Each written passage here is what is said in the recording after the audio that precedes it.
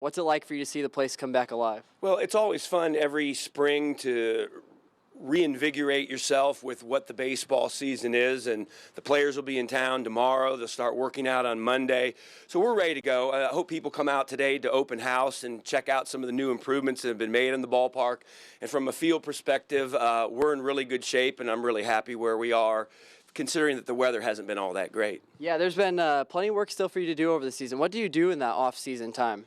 Well, the off season's pretty much, we're on the field till Thanksgiving, and then after Thanksgiving we sort of move inside. We work on our equipment, but then we do a lot of work in the building itself, painting, and we painted the whole Lincoln Event Center this winter, and little things like that the crew and I do. But we're excited when it's time to get back out onto this surface, because that's what we're here to do. Is it exciting to see people back in the ballpark after the cold winter months? It absolutely is. We've got some new staff members that are going to work their first season coming up. We're excited about the new blood and their new energy, but it is great to reconnect with our friends. It's hard to believe this is the beginning of year 9 down here. It seems like just yesterday those jets were flying over in April of 2009, but here we are, and we're going to try and do another great season. What are you looking forward to this year? It's a big year, a 25th anniversary of baseball, right? It really is. You know, I spent 9 years over at Memorial Stadium with the Wizards, and so this is year 25. We're going to welcome back some guys that played for us over there with the Wizards. A bit of a tease. We're still working through some details. We've worked with the Padres. It looks like we're going to be able to welcome out Trevor Hoffman and Mark Pryor and Moises Alou to all meet the fans and do free autographs and just celebrate baseball. Commonly asked question that you get during the off season. People want to know what you guys do. You are here throughout the off season, right? We sure are. You know, we get a couple of questions. We don't demean anybody, but we get all the time, so where do you live in the off season? And I answer, well, right down off Covington Road. And then they think maybe it's out of town or San Diego or different places. And now, do you guys work all off season? And we in fact do.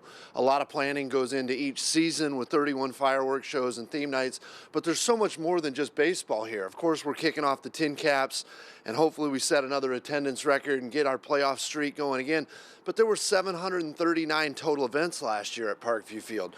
That's the farmer's market over my shoulder. That's wedding receptions and bar mitzvahs, and anything anybody can think of keeps us rocking year round. Now, something you guys kind of celebrate in the offseason was this big award. Talk about this, the Johnson Award? The John H. Johnson Award is the top award in minor league baseball. They give it to one team a year out of all 160. It's for the complete baseball franchise attendance, but what you do in the community and the impact that you can have for nonprofits and all sorts of things. And we were fortunate enough to win it. We couldn't believe it. We were proud of it, but we thought there was probably other worthy people. But to hear from Pat O'Connor, the president of minor league baseball, that the trophy's coming to Fort Wayne is awesome. It's down in our trophy case today. Anybody that stops by today can check it out. It's pretty cool. That's kind of a whole burst of energy to come to this next season. Kind of quickly wrap things up. Let's talk about the on-field action. How's the team shaping up? We think it's going to be great. Anthony Contreras returns as our manager. Bert Hooten's back as the pitching coach, and the prospects are going to be here. We haven't announced the roster yet, but let's name a few guys today since we're here. Hudson Potts is a first-round pick. He should play third base for us every day. Fernando Tatis Jr., his dad played in the big leagues a very long time. He should play shortstop for us every day. They're two huge prospects. The last name I'll tease is a Cuban guy the Padres just signed in right field, Jorge Oña. 19 or 20 years old. They gave him a $7 million bonus. It'll be the biggest bonus ever for a guy to play for the TinCaps. It should be exciting. Kind of wrap things up. New season, always something new to look forward to. What's your favorite item or two things that are going to be worth looking out for or trying this year? It's fun because this is one of those years going into year 9 where we really made an investment in technology behind the scenes. And so it's not necessarily going to be something where you're going to come to the ballpark like the Summit was last year or the 400 Club 3 years ago, where we've added this big piece. But we've invested quite a bit in making sure that we're being more efficient, not only with our food service but also in delivery time, so that the lines will be, it'll take less time to get through those lines. But in terms of what people come in, we feel like we've done a disservice to TinCaps fans not having one of those giant pork tenderloin sandwiches at the game, the one that spills out over all sides of the bun. So we'll have that.